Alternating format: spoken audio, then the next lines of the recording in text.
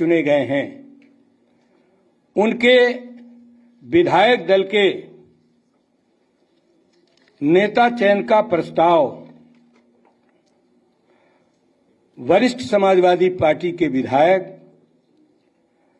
श्री अवधेश प्रसाद जी ने किया है और अवधेश प्रसाद जी के प्रस्ताव का अनुमोदन वरिष्ठ माननीय विधायक श्री आलम बदी साहब ने किया है और अवधेश प्रसाद जी द्वारा रखे गए प्रस्ताव का समर्थन आलम बदी साहब के साथ साथ सभी निर्वाचित माननीय विधायक गणों ने किया है और विधानमंडल दल के नेता का प्रस्ताव वरिष्ठ माननीय विधायक श्री लालजी वर्मा जी ने विधानमंडल दल के नेता का प्रस्ताव किया है और विधानमंडल दल के नेता के प्रस्तावक श्री लालजी वर्मा के प्रस्ताव का समाजवादी पार्टी के वरिष्ठ विधान परिषद के सदस्य श्री राजेंद्र चौधरी जी ने किया है। उक्त दोनों प्रस्तावों को विधानमंडल दल के सभी माननीय सदस्यों ने समर्थन किया है और माननीय अखिलेश यादव जी विधानमंडल दल समाजवादी पार्टी के नेता चुने गए हैं और विधायक दल के भी नेता चुने गए हैं।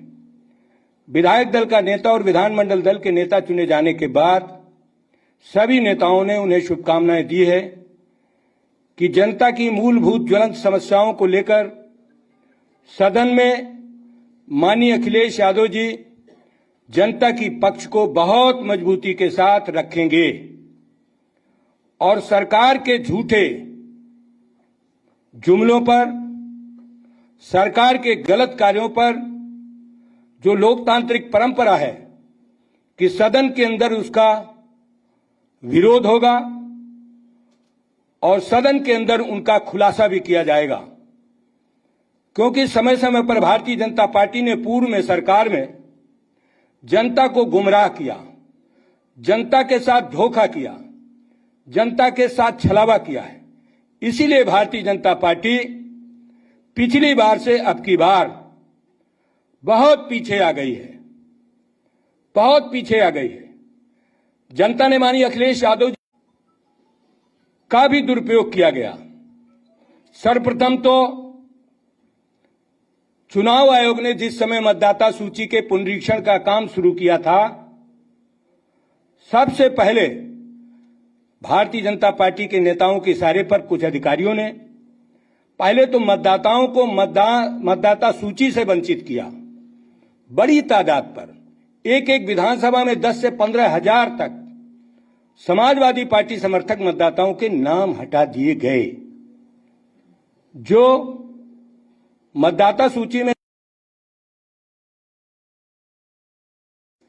उनको चुनाव आयोग के लगे हुए कुछ कर्मचारियों ने उन समाजवादी समर्थक मतदाताओं के नाम हटाए। इसके बाद लोकतंत्र को बीजेपी ने कलंकित कर दिया। पूरी दुनिया में भारतीय जनता पार्टी ने उत्तर प्रदेश के चुनाव में जो नंगा नाच किया, उससे हमारा लोकतंत्र कलंकित हुआ। देश का सबसे बड़ा राज्य, जहां पर केंद्रीय हुकूमत, अन्य राज्यों की हुकूमत के लोग उत्तर प्रदेश में आकर के धन बल का, सत्ता बल का दुरुपयोग किया और दुरुपयोग से चुनाव परिणाम को भी प्रभावित किया। मतगणना में भारी अनियमितताएं हुई, जीतने वाले हार गए और हारने वाले जीत गए। बहुत बड़ी तादाद पर समाजवादी पार्टी के मानी प्रत्याशी गण चुनाव जीत रहे थे, लेकिन सत्ता के इशारे पर चुनाव कर्मी भी, कुछ चुनाव कर्मी जिन्होंने सत्ता का ध्यान रखते हुए लालच में भारतीय जनता पार्टी के हारे हुए लोगों को जिताने का काम किया। मीडिया के माध्यम से पूरे प्रदेश की मतगणना का हाल आ रहा था और मतगणना में समाजवादी पार्टी के उम्मीदवार बड़े वोटों से जीत रहे थे, लेकिन जैसे ही ये पता चला कि समाजवादी पार्टी की सरकार बन जाएगी, जानबूझ करके मतगणना में भी हेरफेर करके चुनाव को प्रभावित किया गया और लोकतंत्र को कलंकित करके भारतीय जनता पार्टी की सरकार बनाई गई है। भारतीय जनता पार्टी दोहरे चरित्र की पार्टी है। भारतीय जनता पार्टी ने जनता से जो वादा किया पिछले 5 वर्ष में उसे भी पूरा नहीं किया। महंगाई कम करने की बात कही थी, केंद्रीय हुकूमत के प्रधानमंत्री से लेकर केंद्र के मंत्रियों ने महंगाई कम करने की बात कही थी, लेकिन पिछले 5 वर्षों में और इस समय भी महंगाई लगातार बढ़ती जा रही है। जनता के हर वर्ग की कमर टूट रही है, लेकिन बीजेपी अपनी पीठ थपथपा रही है।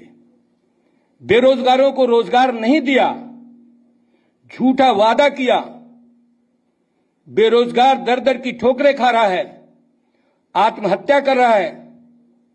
बेरोजगारों को रोजगार नहीं मिल रहा और बीजेपी फिजूल खर्ची पर आमदा है। गरीबों के पैसे से जो टैक्स आते हैं, उस टैक्स का बेजा इस्तेमाल भारतीय जनता पार्टी करती है। इस लोकतांत्रिक देश में गरीब गरीब होता जा रहा है, कमजोर कमजोर होते जा रहा है और पूंजीपति की पूंजी में भारी इजाफा होता जा रहा है। ये बहुत बड़ी आर्थिक गैरबराबरी भारतीय जनता पार्टी ने ला दी है और इस प्रदेश के अंदर बेरोजगारी बढ़ा दी है। किसानों को सबसे ज्यादा परेशान किया है। किसानों को एमएसपी की गारंटी नहीं दी जा रही। उत्तर प्रदेश के हजारों लाखों किसान एक साल जाड़ा गर्मी बरसात की परवाह किए बगैर आंदोलन करते रहे। बीजेपी ने बिना डिस्कशन के 3 काला कानून लाए। हमारे मीडिया के भाइयों ने, देश के राजनीतिक विशेषज्ञों ने, देश के महान नेताओं ने कहा कि लोकसभा राज्यसभा में बिना चर्चा के, बिना बहस के कोई बिल पास कराया जाएगा, वो तानाशाही है। उन्होंने लोकसभा के अपने सदस्यों से, राज्यसभा के सदस्यों से भी उन पर राय मशविरा नहीं किया और मोदी जी ने वो तीनों कानून लाद दिए जो किसानों ने एक साल सैकड़ों किसान शहादत हो गई। और उसके बाद जब उत्तर प्रदेश का चुनाव आया, चुनाव के वक्त उन्होंने वो 3 काला कानून वापस किए और किसानों ने अपने समर्थन मूल्य की गारंटी मांगी और आज तक भारतीय जनता पार्टी ने किसानों के समर्थन मूल्य की गारंटी नहीं दिया। कहा था कि हम किसानों को स्वामीनाथन आयोग की रिपोर्ट लागू करके किसानों को लागत से जोड़ा देंगे, लाभकारी मूल्य देंगे, 2022 में आय किसानों की दुगना कर देंगे। मैं बड़े अफसोस के साथ आप मीडिया के भाइयों से कहना चाहता हूं कि आज हमारे किसान सबसे ज्यादा परेशान हैं। न किसानों को गेहूं का मूल्य मिला है, न धान का समर्थन मूल्य मिला है और न गन्ने का बकाया मिला है। तिलहन दलहन पर भी भारतीय जनता पार्टी ने किसानों के साथ बहुत बड़ा धोखा किया है। हमारे प्रदेश की किसानों की समस्याएं लगातार बढ़ रही हैं। कुटीर उद्योगों का तहस नहस कर दिया बीजेपी ने। कुटीर उद्योग इस प्रदेश के बीजेपी ने बर्बाद कर दिए। कुटीर उद्योगों से देश के नौजवानों को, प्रदेश के नौजवानों को रोजगार मिलता है। उन कुटीर उद्योगों पर बीजेपी ने ध्यान नहीं दिया। सिर्फ झूठ बात करना, बेरोजगारों को लाचार बनाना, किसानों को, गरीबों को लाचार बनाने के अलावा बीजेपी ने कुछ नहीं किया है। इन सारी समस्याओं को लेकर समाजवादी पार्टी सदन में जाएगी और सदन के अंदर जनता की समस्याओं को, समाज के सभी वर्गों को बहुत मजबूती के साथ माननीय अखिलेश यादव जी के नेतृत्व में सदन के अंदर रखेगी। दोनों सदनों में भारतीय जनता पार्टी की पूरी की पूरी गलतियों को उजागर किया जाएगा और जनता की समस्याओं को सदन के अंदर उठाया जाएगा। हमारे समाजवादी पार्टी के विधानमंडल दल के सभी सदस्यों ने आप सबके माध्यम से ये बातें मुझे कहने के लिए दिया। मैं माननीय राष्ट्रीय अध्यक्ष जी के निर्देश पर और माननीय विधानमंडल के सदस्यों के सुझाव पर आपके बीच में मैंने आज की कार्यवाही आपके समक्ष रखी है।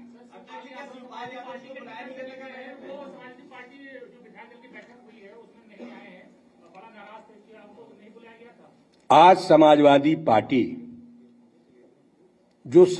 पार्टी के माननीय विधायक हैं उनको बुलाया गया था और 28 तारीख को जो हमारे सहयोगी दल हैं, भले ही वो साइकिल सिंबल से लड़े हों या हमारे छड़ी से लड़े हों या लिफाफा से लड़े हों या किसी और चुनाव चिन्ह से लड़े हों, उन सभी सहयोगी दलों की 28 तारीख को बैठक बुलाई गई है और उसमें वो सभी लोग आएंगे। नहीं, सुपाल जी 28 को आएंगे, उन्हीं से पूछना। शिवपाल जी, माननीय शिवपाल जी को उनका दल है, सहयोगी दल हैं, सहयोगी दलों को उनके सभी विधायकों को 28 तारीख को बुलाया गया है, आमंत्रित किया गया है, सभी लोग आएंगे। मैंने आपसे बहुत स्पष्ट कर दिया कि जो सहयोगी दल हैं, पल्लवी पटेल जी हों, माननीय शिवपाल जी हों, माननीय ओम प्रकाश राजभर जी हों या हमारे जनवादी सोशलिस्ट पार्टी के लोग हों या राष्ट्रीय लोकदल के लोग हों, जो हमारे गठबंधन के दल हैं, उनके सभी माननीय विधायकों को 28 तारीख को बुलाया गया है। समाजवादी पार्टी के नेता माननीय श्री अखिलेश यादव जी उन सब से बात करेंगे और सहमति बनाकर के सदन के अंदर इन समस्याओं को रखेंगे।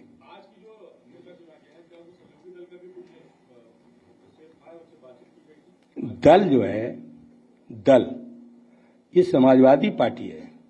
समाजवादी पार्टी ने अपने समाजवादी पार्टी के माननीय सदस्यों का वर्जन लिया है, उनका समर्थन लिया है, उनके विचार लिए हैं और वो लेकर के समाजवादी पार्टी का आज विधानमंडल दल के नेता माननीय अखिलेश यादव जी का चयन किया गया है और विधायक दल का भी नेता माननीय अखिलेश यादव जी को चुना गया है।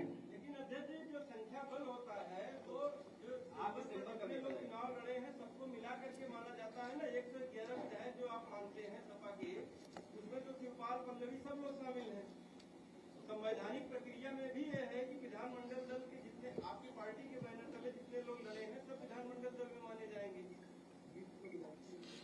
आज समाजवादी पार्टी के विधायक दल की बैठक हुई है और विधानमंडल दल के नेता माननीय श्री अखिलेश यादव जी का चुनाव हुआ है और सहयोगी दल के माननीय विधायकों को 28 तारीख को बुलाया गया है। वो हमारे सभी सहयोगी दल के नेता माननीय विधायक 28 तारीख को उपस्थित होंगे और उस दिन की कार्रवाई भी आपके सामने हम रखेंगे। ऐसी उम्मीद की जा रही थी पहली कैबिनेट में कि रोजगार को लेकर योगी सरकार कदम उठाएगी, उसको लेकर कदम तो नहीं उठाया गया, लेकिन राशन को लेकर के सीधे कदम उठाया गया। क्या आपको लगता है कि रोजगार के लिए भी एक कदम होना चाहिए था, क्योंकि राशन को फोकस किया उन्होंने? मैंने पहले ही कह दिया कि रोजगार नहीं दिया 5 वर्ष उत्तर प्रदेश में। 2 करोड़ लोगों को रोजगार देने की बात भारतीय जनता पार्टी ने देश में कही, तो उस रेशियो से आप यूपी के रोजगार जोड़िए।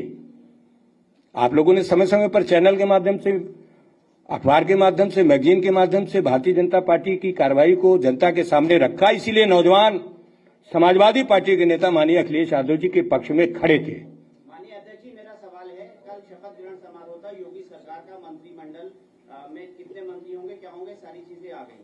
इसको आप किस नजर से देखते हैं? क्योंकि पंकज सिंह जो नोएडा में सबसे ज्यादा वोटों से जीते, वो मंत्रिमंडल से बाहर हैं और डिप्टी सीएम केशव प्रसाद मौर्य जो चुनाव हारे हैं, उनको उप मुख्यमंत्री बनाया गया। पूरे मंत्रिमंडल को किस तरीके से देखते? देखिए, वो विकास के हिसाब से नहीं मंत्रिमंडल बना रहे, वो 2024 के हिसाब से बना रहे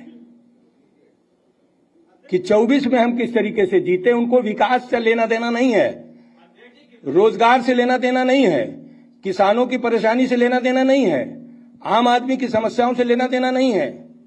उनका सिर्फ सिर्फ मकसद है सत्ताएन केन प्रकार हथियाना और गरीब को गरीब बनाना, पूंजीपति को पूंजी बढ़ाने का मौका देना, ये भाजपा का मूल एजेंडा है। सभी विधायक मौजूद थे। एक माननीय विधायक जी की माता जी का, सैसवान के विधायक ब्रजेश जी की माता जी का आज ही 4 बजे देहांत हुआ है। तो आप हमसे ज्यादा समझदार हैं। उनके बेटे थे।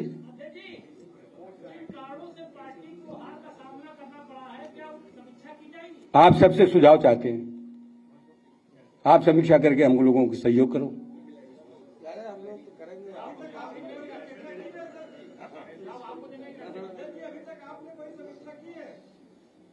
अब आपसे हम सहयोग मांग रहे हैं।